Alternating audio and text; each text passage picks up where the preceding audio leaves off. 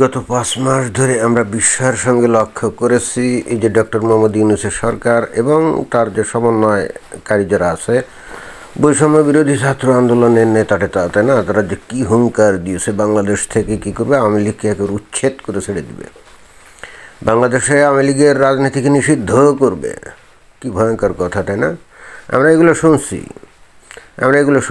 আমি তখনই বিস্মিত হতাম যে এরা এত দূর বেড়ে গেল কেন। হ্যাঁ, হতে পারে শেখ হাসিনার পতন ঘটছে, সেনাবাহিনীর সহযোগিতা না করলে তো সেটা হতোই না। তারপরও শেখ হাসিনার পতন ঘটে গেছে, বাট খালি শেখ হাসিনা তো মানে আওয়ামী লীগ না।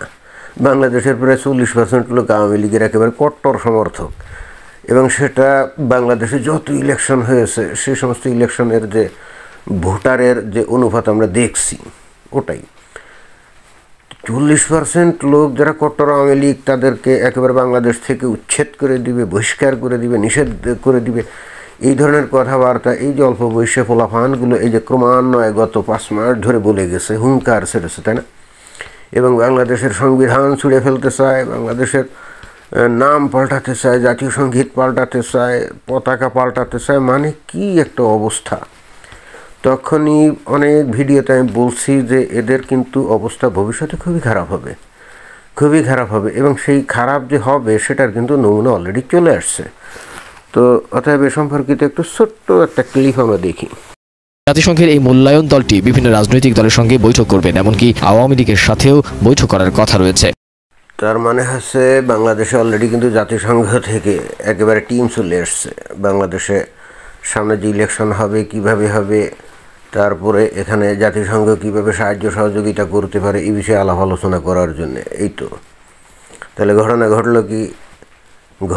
ঘটলো কি, এ তো সব কলকে উল্টে যাওয়ার মতো অবস্থা হলো। যেমন অন্তর্বর্তীকালীন সরকার এটা সংস্কার করবে, ওইটা সংস্কার করবে।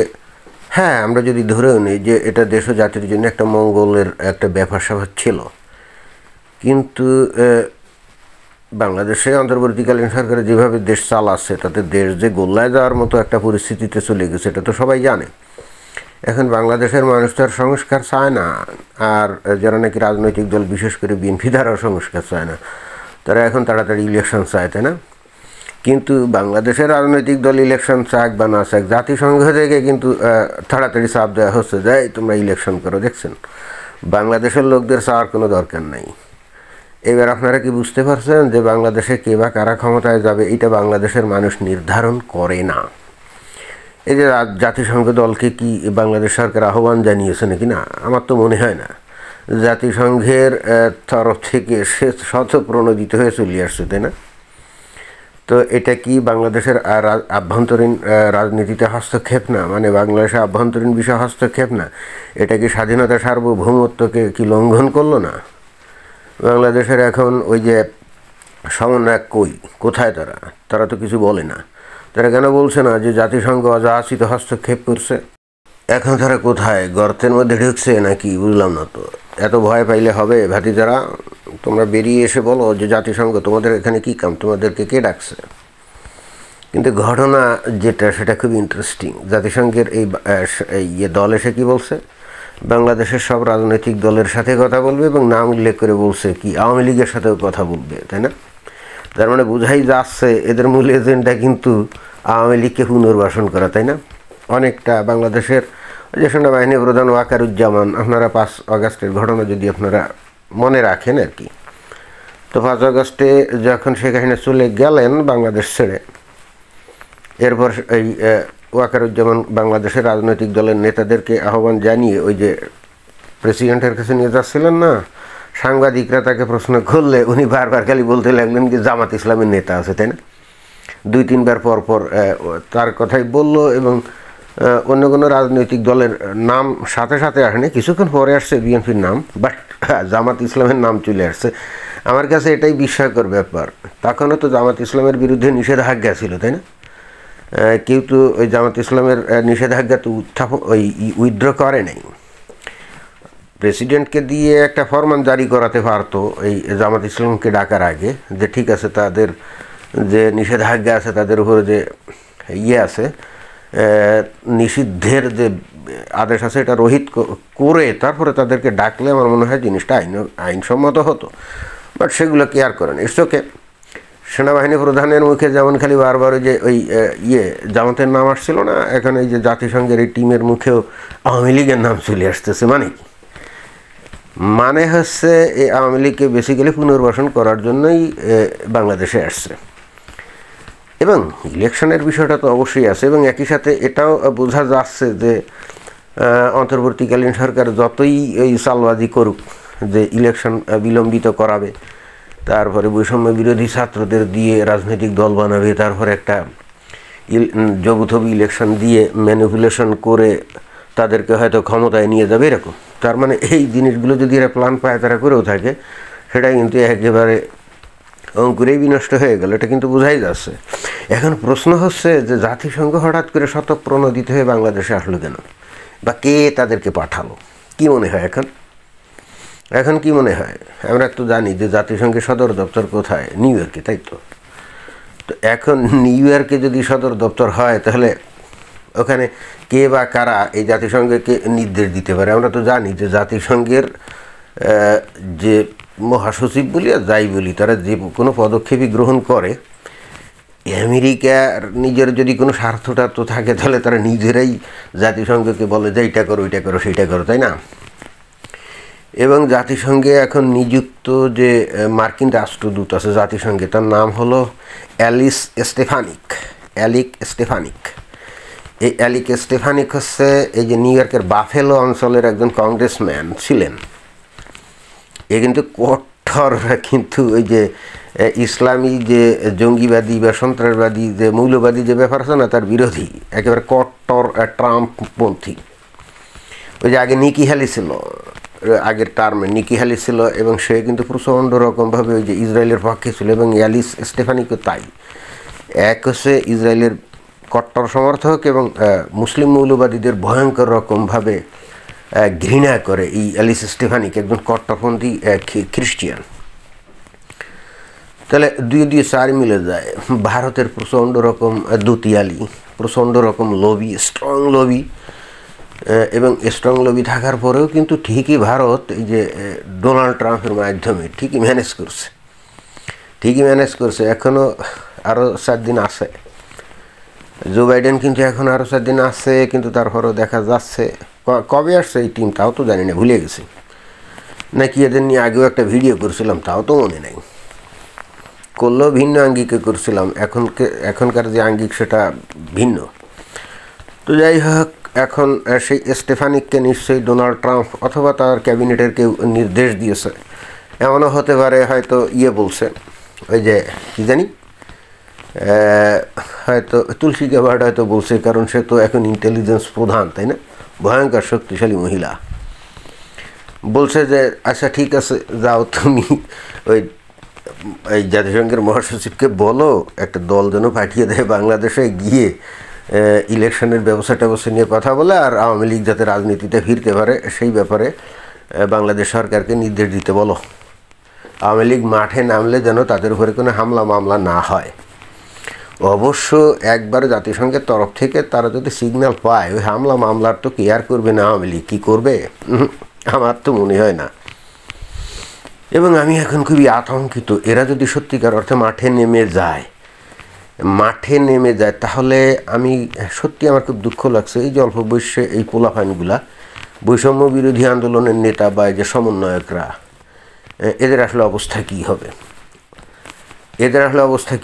এই ডক্টর মোহাম্মদ ইউনূস ক্ষমতায় থাকলেও কিন্তু এদের অবস্থা কাহিল হবে, এতে কিন্তু কোনো সন্দেহ নেই। কিন্তু আমার খুব দুঃখ লাগছে, এই পোলাপাইনগুলো এত উত্তেজনাপূর্ণ কথাবার্তা না বললেও পারতো। আমি বুঝলাম না যে এরা লেখাপড়াটা শিখছে। যে দেশের 40% মানুষ আওয়ামী লীগ করে, সেই আওয়ামী লীগকে এরা নিষিদ্ধ ঘোষণা করার কথা বলে তা উত্তেজনা সহকারে। আবার দেখলাম যে হাসনাত আবদুল্লাহ সেদিন বলছে, সেদিন না আজকে না কালকে, যে হয় আমরা থাকবো নাহলে আওয়ামী লীগ থাকবে। ভাতিজা, তোমার দলে কি লোকজন আছে? তোমার পিছনে কি কোনো লোকজন আছে? এখন ডাক দাও না, 200 লোকও তো আসবে না। তাহলে এদেশে তাহলে তোমরা কিভাবে থাকবা বলো? এই যে উত্তেজনাপূর্ণ কথাবার্তা, এগুলো একটু কম বললে ভালো হতো না? এইগুলো বলে যে টার্গেটে পড়ে গেছো, আন্তর্জাতিক বিশ্ব তোমাদের এগেনস্টে।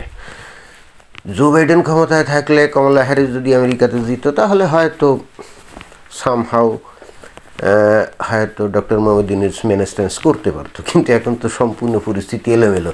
এবং আমি খালি বিস্মিত হচ্ছি ডোনাল্ড ট্রাম্প 5 নভেম্বর জেতার পরেও যখন তোমরা নিজেরাও দেখছো যে ভারত ভয়ঙ্কর রকমভাবে ডোনাল্ড ট্রাম্পকে ব্যবহার করে বাংলাদেশের অভ্যন্তরীণ বিষয় হস্তক্ষেপ করে সব এলোমেলো করে দেওয়ার জন্যে ব্যস্ত হয়ে গেছে, এরপরেও তোমরা কন্টিনিউয়াসলি উত্তেজনাপূর্ণ কথা বলে গেছো।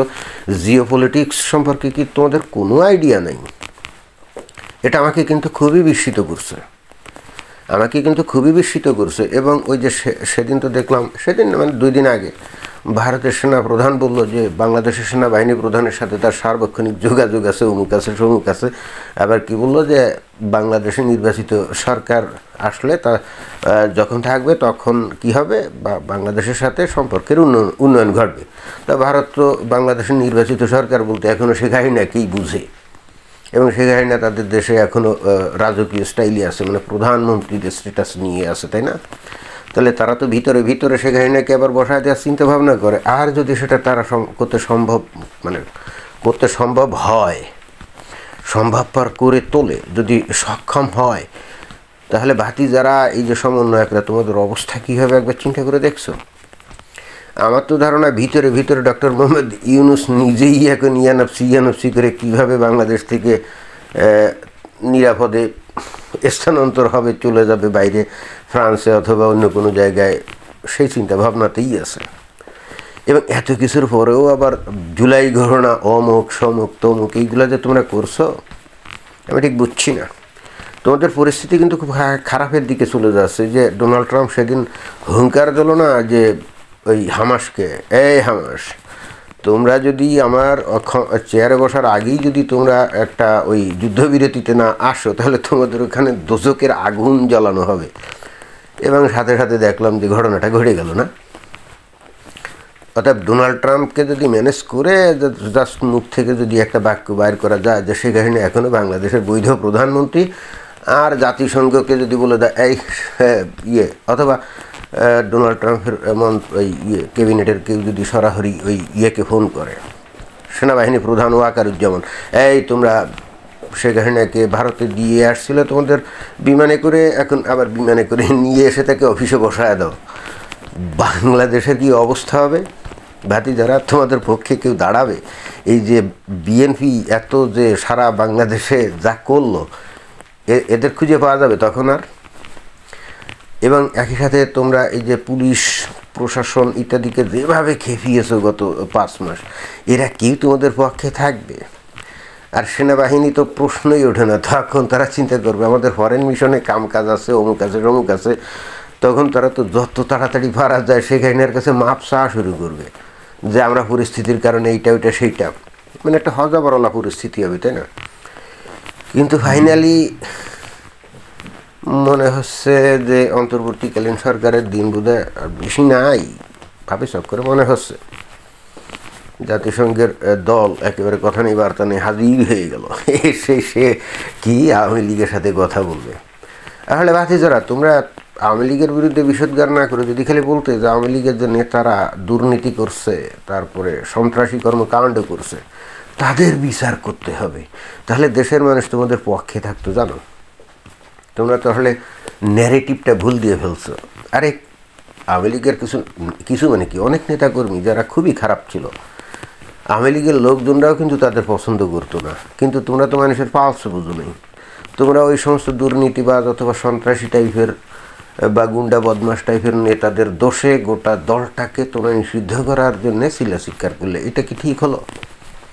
আমার মনে হয় যে না বুঝে অনেক কিছু বলে ফেলছে। আমি জানি না এখন তোমরা কীভাবে কী করবা, বাট আমি আশা করি না যে তোমাদের কোনো অসুবিধা হোক।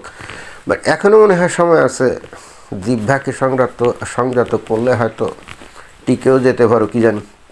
তবে ঘটনা যে দিন দিন জটিলতার দিকে ধাবিত হচ্ছে, এতে কিন্তু কোনো সন্দেহ নাই। আমরা জানি না আসলে কী ঘটতে যাচ্ছে, দেখা যাক। এটাই ছিল বক্তব্য। ধন্যবাদ।